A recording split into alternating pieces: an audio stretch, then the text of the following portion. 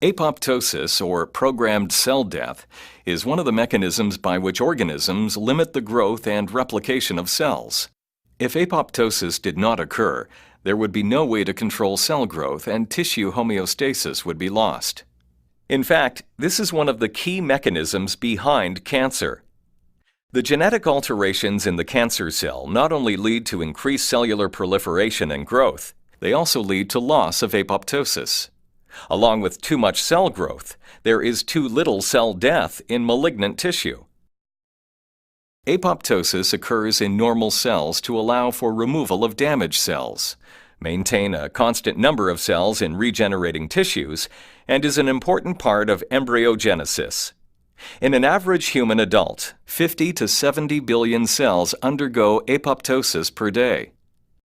Apoptosis is characterized by changes such as cell shrinkage, mitochondrial cytochrome C release, fragmentation of cell DNA into multiples of 180 base pairs, and the ultimate breakage of cells into small apoptotic bodies, which will be cleared through phagocytosis. Phagocytosis is a process where cells take in cell fragments or microorganisms in membrane-bound vesicles. The vesicles fuse with lysosome-containing proteases, and the engulfed material is processed for recycling. There are two pathways that can activate apoptosis. The first is the death receptor, or extrinsic pathway.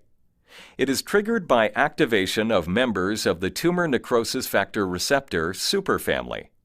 The second means of initiating apoptosis is through the mitochondrial or intrinsic pathway. This is set in motion by DNA damage. Both pathways ultimately stimulate a set of enzymes called caspases.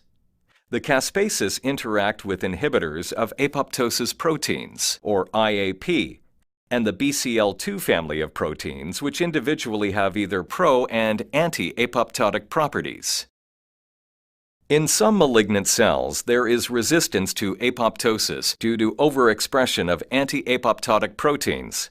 For example, survivin is an IAP that is found in many cancers and predicts for poor outcomes, and BCL2 is overexpressed in B-cell lymphomas as a result of the translocation of its gene.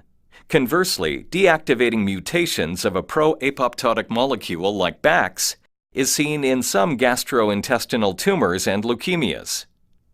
Anti-cancer agents have been developed targeting anti-apoptotic molecules. For instance, short segments of DNA complementary to the RNA of BCL2 or antisense oligonucleotides have been designed to reduce the translation of this anti-apoptosis protein.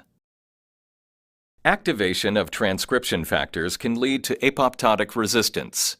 This occurs, for example, when members of the nuclear factor kappa B or NF-kappa B family of transcription factors are overexpressed in certain tumors, which lead to increased transcription of anti-apoptotic members of the IAP and BCL2 families.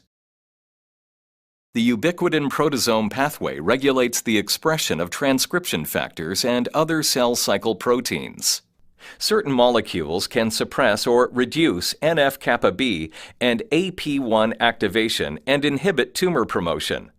Bortezomib, or Velcade, is a proteasome inhibitor that has shown promising results in multiple myeloma. It inhibits the proteasome, which leads to increased levels of the NF-kappa B inhibitor and therefore less anti-apoptotic proteins.